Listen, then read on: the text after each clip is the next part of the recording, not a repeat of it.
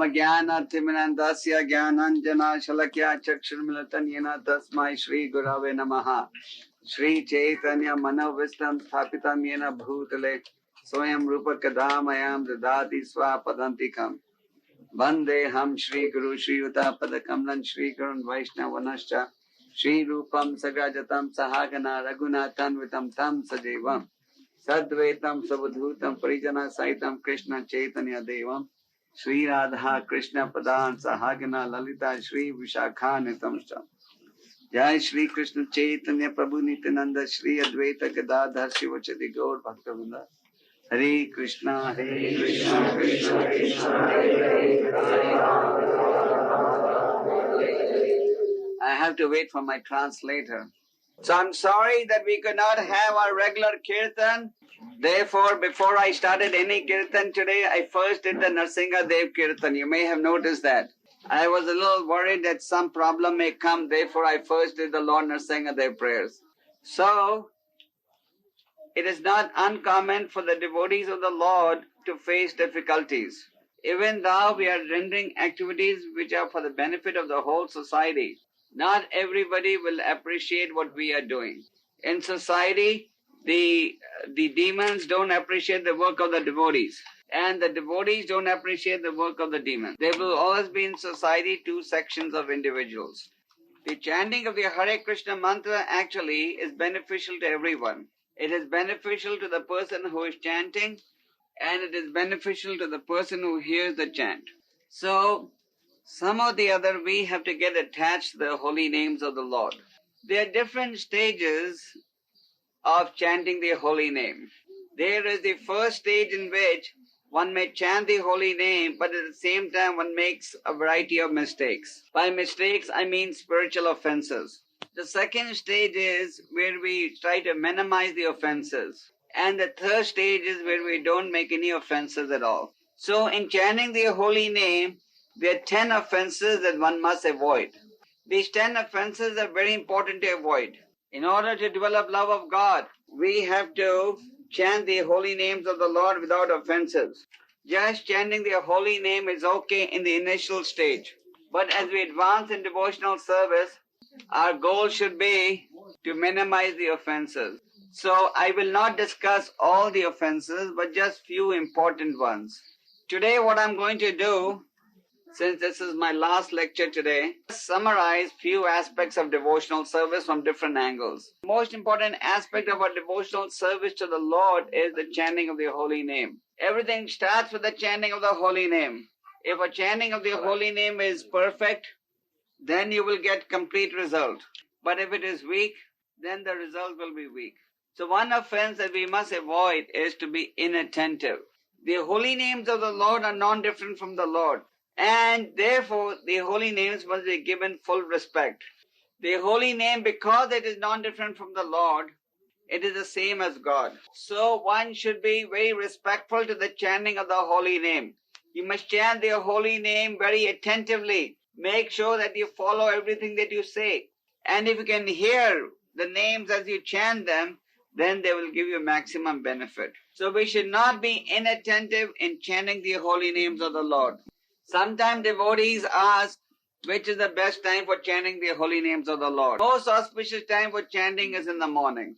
If you have to go to work or for some other reason you cannot do it in the morning, then you may do it whenever it is practical. So because these holy names are non-different from the Lord, they should be respected. We should understand that because these holy names are the supreme. Another offense is to consider the demigods to be on the same level as the Supreme Lord, or to consider the demigods independent of the Supreme Lord. In Soviet Union, you may not have this problem on a big scale because you only have Krishna devotees. But in India and other parts of the world where you do have worshippers of demigod, it confuses the people to understand the difference between the Supreme Lord and the demigods. So the demigods are the empowered administrators of the Lord. They are not independent of the Supreme Lord. Prabhupada said that the devotees are not offensive to the demigods. They don't even want to be envious of an ant. So where's the question of being envious of the demigods? So we worship the demigods, acknowledging their relationship with the Supreme Lord. we recognize that Krishna is the Supreme and the demigods are controlled by Him, the Supreme Lord. So to consider that the demigods are independent of the Lord is an offense. So the devotee gives his love to the Supreme Lord. He understands that the demigods are subordinate to the Supreme Lord. 𝐃𝐢𝐬𝐭𝐫𝐚𝐜𝐿 Krishna Bhrataya. If Krishna is the only Supreme and all others are His servants. And with this understanding, the devotee worships the Supreme Lord exclusively. But at the same time, he is respectful to the demigods. We are not saying that you should start insulting the demigods. Then another offense is to disobey the instructions of the spiritual master. The spiritual master is the external manifestation of God, Krishna. And the spiritual master's only desire is to see the disciple go back to Godhead. And therefore the spiritual master is always trying to look for faults so that they can be corrected and one can be put on the right path. Thakur Bhaktivinoda has said that just like one cannot separate the body from the soul during the period that one is alive, similarly the disciple cannot separate his life from the instructions of the spiritual master. So it is the disciple's business to follow the Guru. And by following the Guru, one makes spiritual advance. Another offense is to undermine the authority of the Vedas. The Vedas were compiled by the Supreme Lord, and these words are meant for entire humanity. So to consider the Puranas or the literatures compiled by an ordinary person is a great offense. Then another offense is to commit sins on the strength of chanting. One thinks that he's chanting Hare Krishna, so he's accumulating spiritual piety, so now he can commit fresh sins. A devotee is very careful as to not to sin. And if we are careful in avoiding the offenses, then it will not be difficult to save oneself. Just like when you're driving a car on a slippery road. If you're careful, you will not have an accident. And if you're not careful, then you'll be involved in some accident. So our request to all of you is, please don't commit sins on the strength of chanting. Don't think that just because you're chanting now you can commit some more sins. Another offense is to preach to the faithless. And by preaching to the faithless, it is meant that one may preach to everyone. But the glories of devotional service should only be explained to one who has developed faith in the system. Then to not have material faith in spite of chanting the holy names of the Lord. We chant the holy names of the Lord because the holy name will destroy our material desires. And the holy name will give us real happiness. For real happiness can only come by genuine devotional service. So if we are chanting holy names and at the same time we are maintaining material desires, then the great sages have advised against it. So this heart is supposed to melt with the chanting of the holy name. But if it doesn't melt, then it is considered that we have a heart made of steel. So what I have done is very briefly explain to you how you should chant the holy name. As I told you all today, I'm going to take on many different topics that will help us become a better devotee. Another topic that I wish to touch is, why should we do devotional service? Rupa Goswami has explained in Bhakti Rasamrita Sindhu why one should engage in devotional service. We don't want any of you to think that we are a bunch of sentimentalists. We are not a bunch of sentimentalists. We have taken to Krishna consciousness because this can solve our problem of continuous birth and death. So Rupa Goswami has said that we engage in devotional service because it puts an end all of one's material distress. So material distress is the cause of the living entity engaging in a variety of sinful activities. Material distress is there for everyone. It is there for the rich and the poor. The form may differ, but the suffering will be there. So Rupa Goswami says that real material distress can be removed by the process of devotional service. There are various welfare associations, including the United Nations, that are trying to bring about peace on earth. But they have failed in bringing around peace because there is a spiritual vacuum in society. I'm only praying that by the Lord's mercy you will get a nice temple here, so then you won't have to go through this trouble. So we chant Hare Krishna because it is the real solution to material distress. It is not necessary that if you commit a sin, now the result is going to be the next minute. Sometimes people want to know, is God partial? Or is God impartial? Actually, the Lord is impartial. But those with a poor fund of knowledge cannot understand this. So, the Lord is impartial, but it doesn't necessarily mean that if you do something wrong, the result will be experienced the next minute. Rupa Goswami has explained that it is not necessary that if you commit a sinful act, the result will be experienced immediately. Our results are lying in two stages. One is dormant and the other is mature. Dormant means which is not matured as yet, and mature means for which the results are being experienced. So, if, for example, something wrong is done today, we cannot understand the impartial nature of God with our material senses, but we can understand the impartial nature of God with our spiritual senses. The Supreme Lord is all merciful and the Father of all living entities. Sarva Ineshu Kontya Murtaya Sambhavanti Yaha Tasam Brahma Mahad Yuni Raham Bija Pradapita. I am the seed-giving Father of all living entities. So, the Lord's transcendental position can be understood when you get out of the influence of the modes. So, the Lord is impartial, but upon our association with Maya, we see Him accordingly. Not felt the result immediately. That doesn't mean the result will not be felt, but it may take a little time. So, Rupa Goswami has said, there are some actions for which you are feeling the result now, and for some actions that you have committed wrong, you will feel the results later. So, we must understand that in all situations, justice will be done. So, devotional service not only puts an end to one's material distress, but it is also most auspicious because it wakes one up from the illusion of bodily entanglement.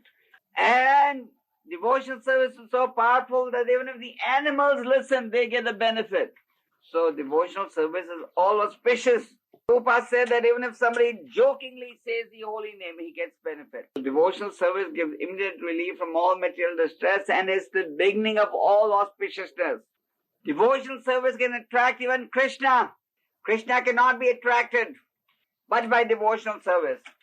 Krishna is not in need of anything, but still he behaves as if he needs a variety of things. So, Krishna is always the Supreme Lord, and by taking to devotional service, one engages in auspicious activities which give one real happiness. The happiness that one gets by material activities can end in any moment. Even if you obtain the yogic siddhis, stretching your hand to any corner of the world, there's one yogic siddhi, you can stretch your hand to any corner of the world and lift anything from any place. This is known as prapti siddhi. If you had that siddhi now, you could just be sitting here, stretch your hand to anyone's coat pocket or bank and just take as much stuff as you want. There's another siddhi that you can become smaller than the smallest. This siddhi, the scientists have achieved it. And so on, there are 8 mystic siddhis of this type. The scientists have achieved this siddhi of becoming smaller than the smallest because Krishna Bhakta Niskama Ataiva Shanta Bhakti Mukti Siddhi Kami Sakali Akashanta. The Chaitanya Charitamrita says that the devotees of the Lord are without material desires, therefore they are peaceful. And the other so-called transcendentalists, Bhakti Mukti Siddhi Kami. Bhakti is the one who does fruitive work. Siddhi is the one who tries to get yogic perfection. Kami is the one who wants sense enjoyment. They are all lusty because they have different material desires. So the Srimad Bhagavatam is teaching us pure devotional service. Because unless you do pure devotional service, you cannot be satisfied. Real satisfaction can come only by pure devotional service. Pure devotional service has been explained by Vyasadeva in the Srimad Bhagavatam in complete detail. And that has been explained in 18,000 verses. Chaitanya Mahaprabhu has described the Srimad Bhagavatam to be the spotless Purana, in which there is absolutely no shortcoming at all. This Srimad Bhagavatam was actually first recited thousands of years ago, and again 5,000 years ago, it was recited by Shukadeva Goswami. The word Shuka means parrot. When a fruit is bitten by the parrot, it becomes sweeter. Shukadeva Goswami had heard the Bhagavatam when he was in the womb of his mother. He stayed in the womb of his mother for 16 years. He wasn't coming out because he did not want to get influenced by the material energy. But when he was assured by the Lord personally that he would not be touched by Maya, that's when he came out. So in the Bhagavatam, we get valuable information on every subject matter. For example, Bhagavatam says that there are two types of religion that one can adopt. Paro dharmo and aparo dharmo. That is pure religion and a religion with motives. So, sarve punsam paro dharmo yato bhakti adokshajek. Unless one comes to the path of pure religion, the living entity cannot be satisfied. So we are presenting the pure path of loving God. We are not presenting some distorted path of loving God. Of course, to follow the pure path, one has to come to a higher standard. Therefore, the rules that we follow may appear to be a little difficult sometimes, but actually they're enjoyable. Pavitram, Sushukam, Avyayam. Three characteristics of pure devotional service. One is, it is the purest. God is pure and the son should know him is also pure. Sushukam means it is happily performed. One doesn't serve the Lord grudgingly. And it is inexhaustible. That is, one can never get tired of serving the Lord. So, we are not trying to give you a path by which you can temporarily get some power or fame or whatever. Even if you get some power and fame, it is all temporary. Ultimately, everybody has to get destroyed. You heard of Hiranyakashipu, all of you? Of course, we only know the bad side of Hiranyakashipu. The side of Hiranyakashipu we know is that he was a big demon. But there's also a good side to Hiranyakashipu. The good side is that he believed in great austerities. Hiranyakashipu performed austerities for thousands of years. Of course, his goal was material. His goal was that I will please the Lord Brahma so much with my austerities that in the end I'll get a benediction so I will not die. Stretched his hands to the sky, looked toward the sky for thousands of years. And he had thousands of ants walk over his body. And he was still undisturbed. Can anybody do that today?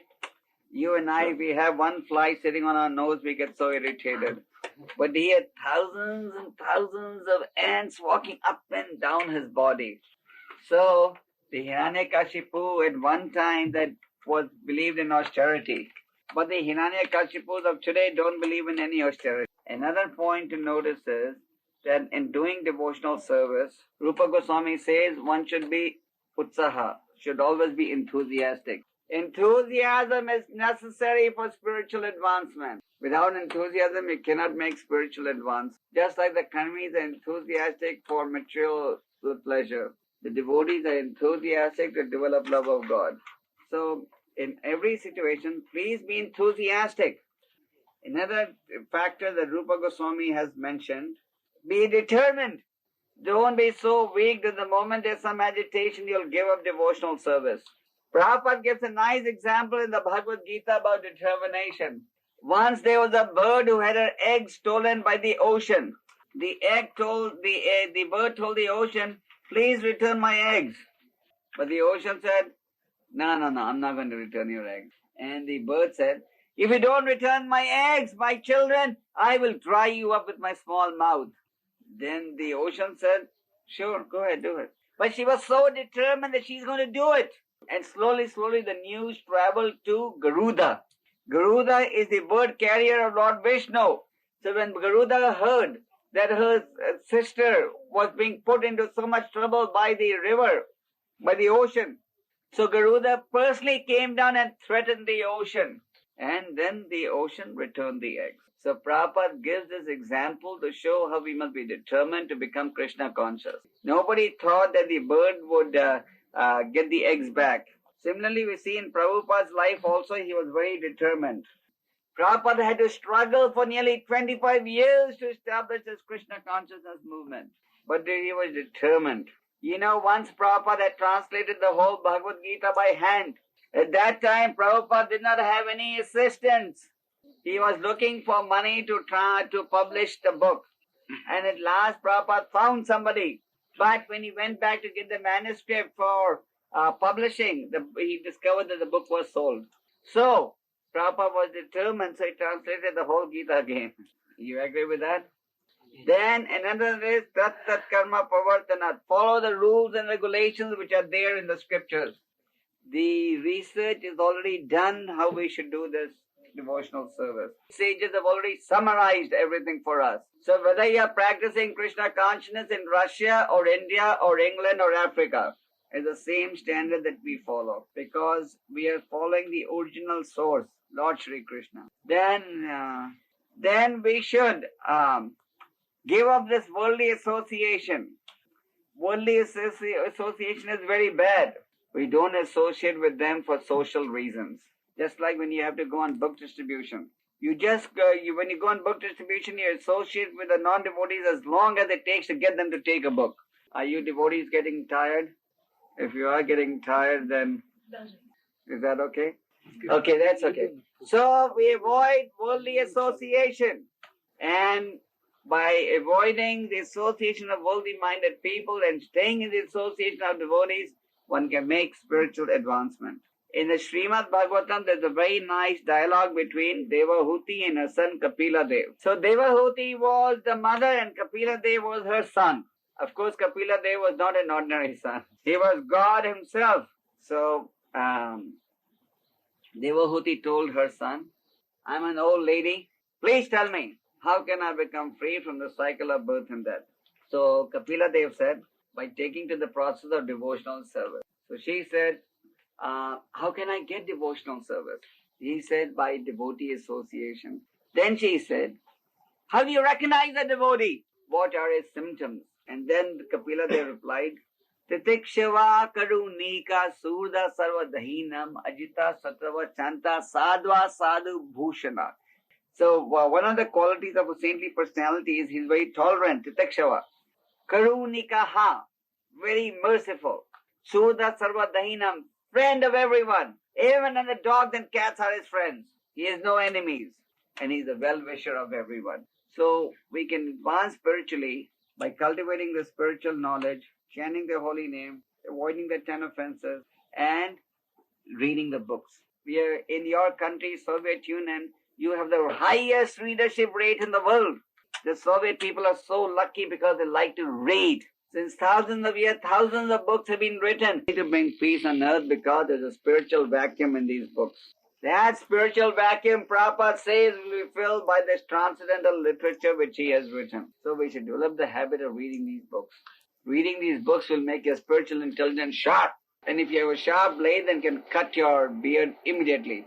So if you make your intelligence sharp by reading, then as soon as material desires come in the mind, they'll be thrown out. They'll be cut into pieces. So we have, through the Shravanam Kirtana process, to make our intelligence very sharp. And if we make intelligence sharp, Maya will have no place. So please don't take Krishna consciousness lightly. Please take it seriously. It is the most serious business you have to do in this life. If you take it lightly, then you may do service today and tomorrow you will take it off. You'll take it lightly. But if you take to it seriously, then you will want to make spiritual advancement. Just like when you're sick and the temperature doesn't come down, you get worried. Similarly, if the material fever doesn't come down, then it means that we don't have the spiritual attraction for the Lord. So we must develop this attraction for the Lord. Who can be more attractive than God? So Krishna is the source of everything. Our only request to all of you is to take to this Krishna consciousness very seriously and perfect your life. People may not understand this movement. They may misunderstand our motives, just like we were doing kirtan today and we had to stop it.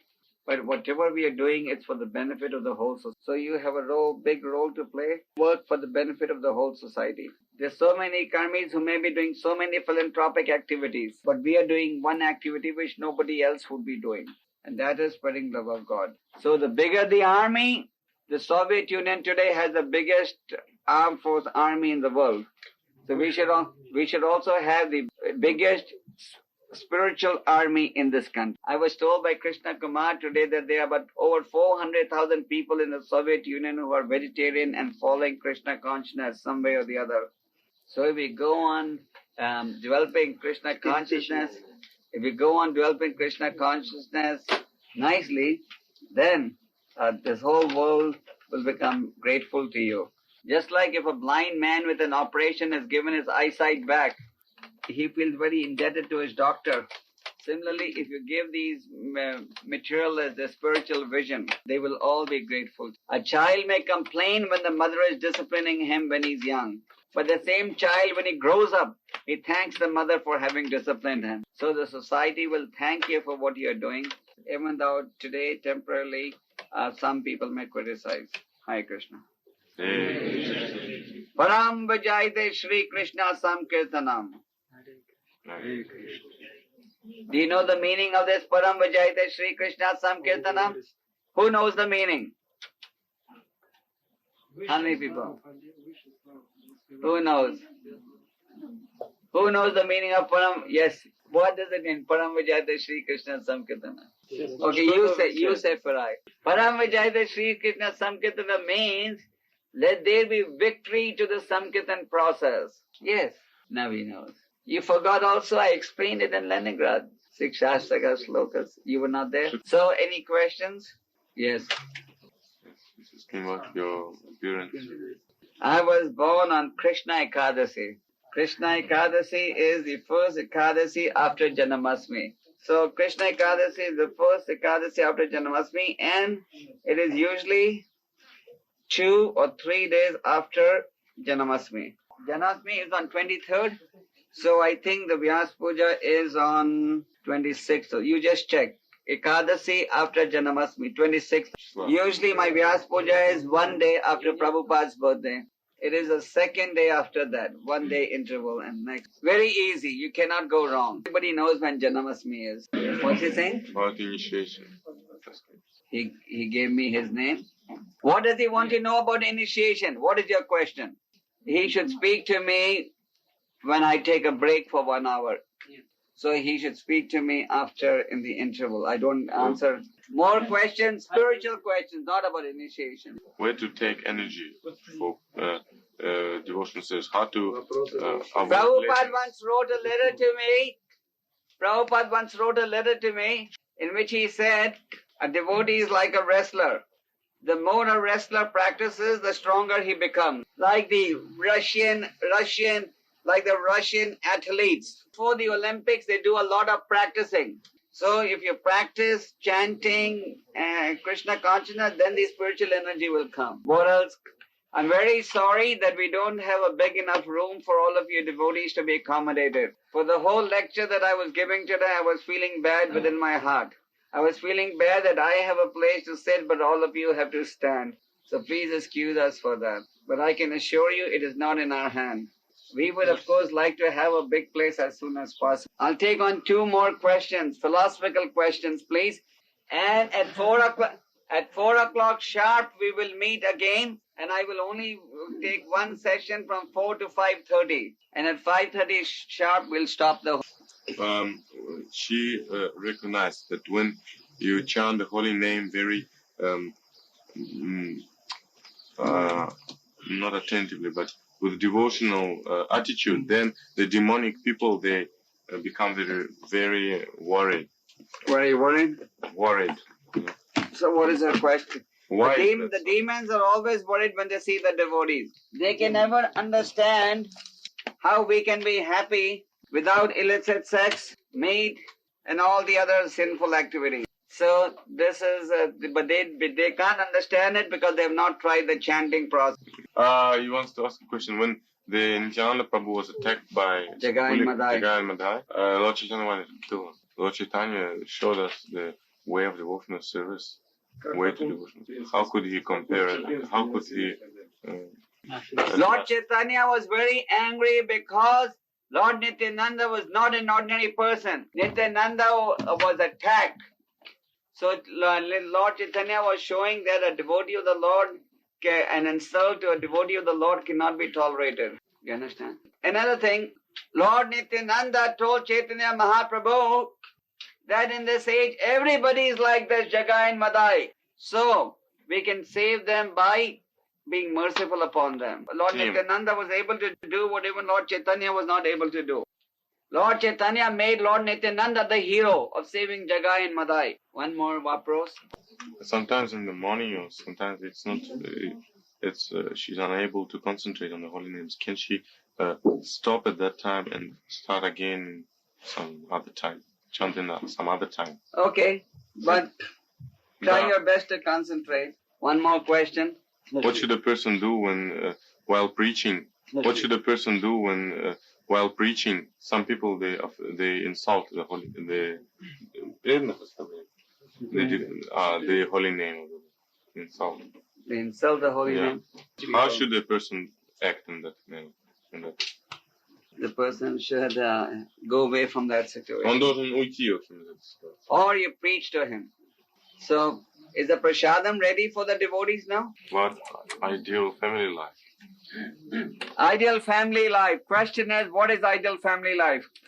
Ideal family life is one in which husband and wife resolve work together to serve Krishna. Where husband and wife chant 16 rounds, they understand that the goal of life is pleasing Krishna rather than their senses. They should offer their prasad to Krishna. They should take advantage of devotee association, hear the Bhagavatam, develop detachment, and offer the fruits of their labor to whatever extent possible to Krishna.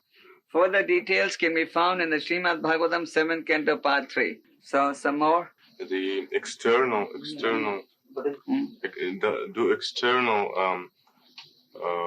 actions like breathing and sitting, does it help in chanting Mahamantra? In what way does it correspond with while chanting? How to chant? Just you don't need any special breathing exercise. If you want to do a special breathing exercise, do it, but it's not recommended. No, but I told him that I translated everything he was saying. He wasn't happy? Yeah. The point is, if you want to do extra breathing, you can do it. But Prabhupada, when he told us to chant Hare Krishna, he just told us to use the tongue to vibrate and the ears to hear.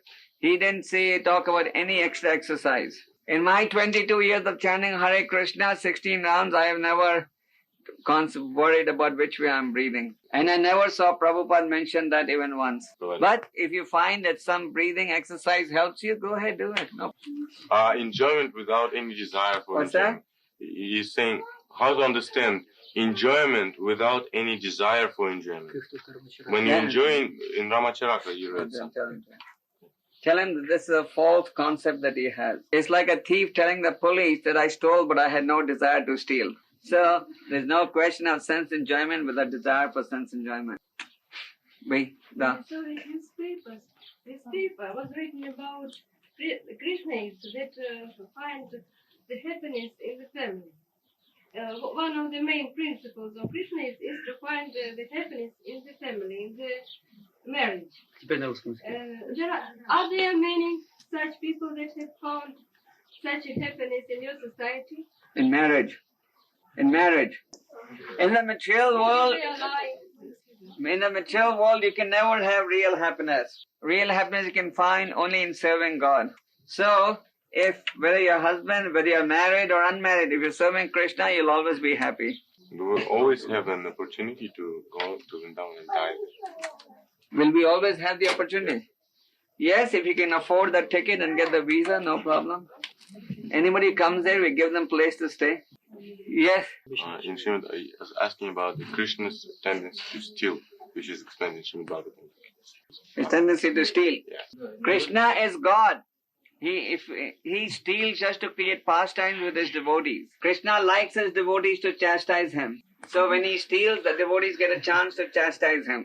Krishna enjoys being chastised by his devotees. I'm just going to take questions for 10-15 more minutes, that's all. Well, we want you to explain how the soul transmigrates. And there's another question.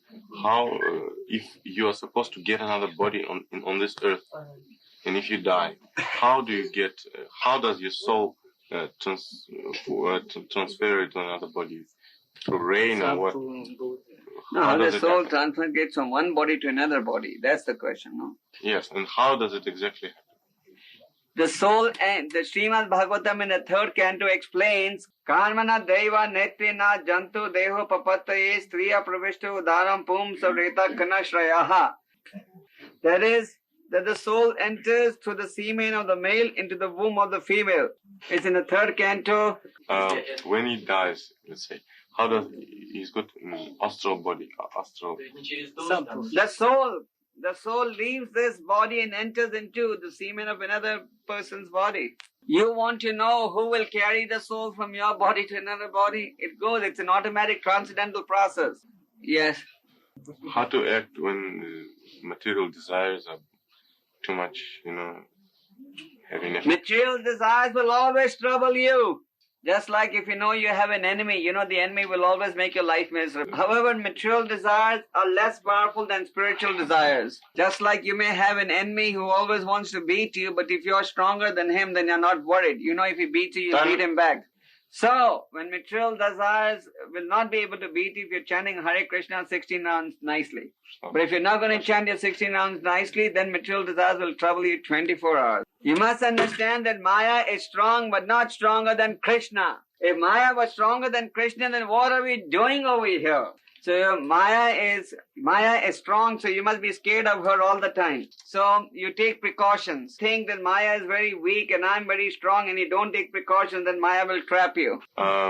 Does Maya, if we defeat Maya in some way, does it have a tendency to, if we defeat Maya in some way, does it have tendency to strike back? Strike back, yes. Yes. Amen. As long as you live, as long as you're alive, Maya will try to attack you. Actually, Maya is happy in her heart when she sees that you're rejecting her. Just like Maya actually wants to be defeated. Just like when a father is arguing with the son. The father is actually very pleased when the son is become smarter than him. So Maya, she actually wants us to surrender to Krishna.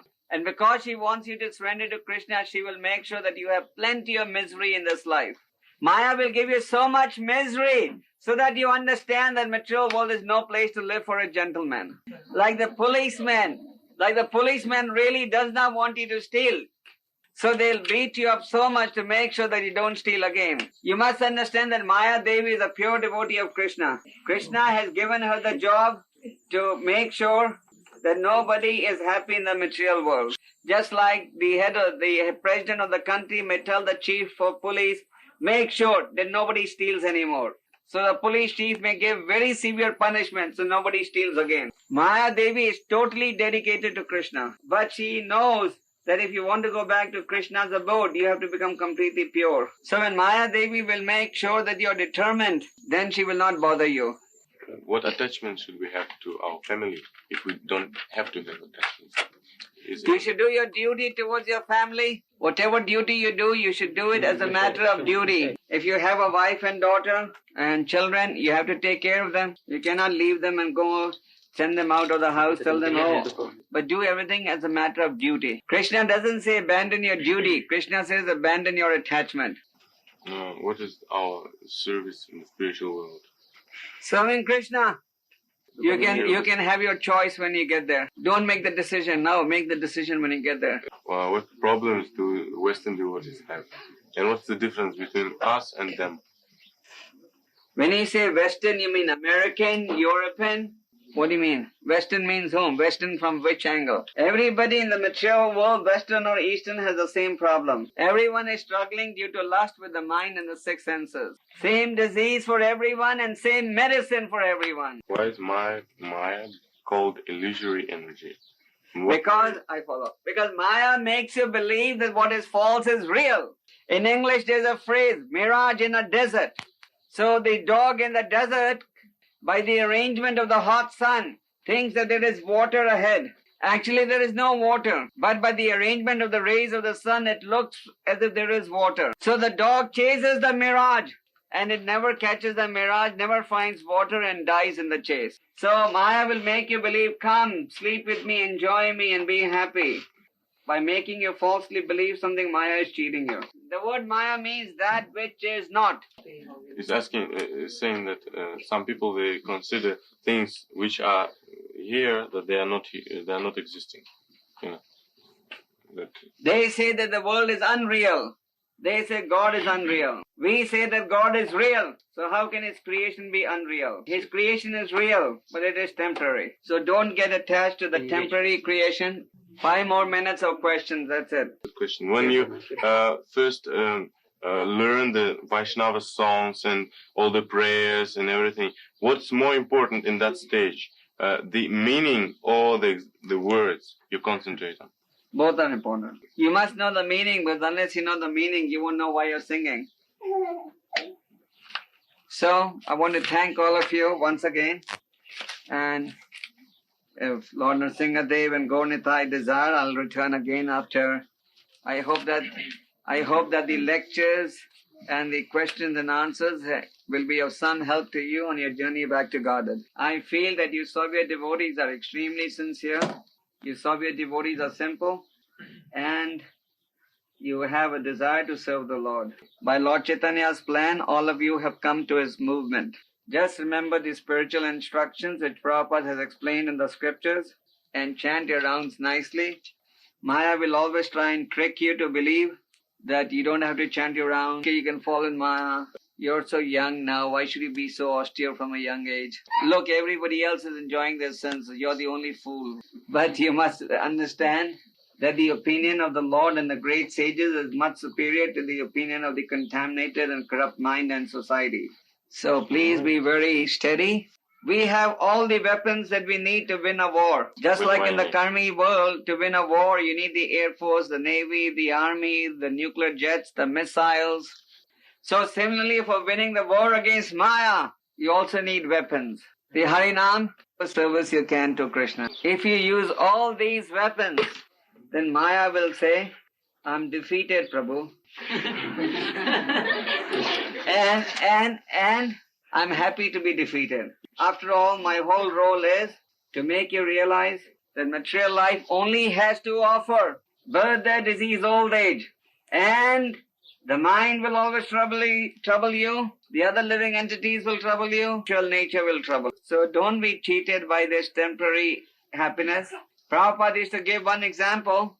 In the olden days, the prisoners would be taken in the middle of the ocean and their head would be ducked underwater. Just to make sure they did not get drowned, for 1 second they would pull the head up. And then again after the prisoner would take a breath, again.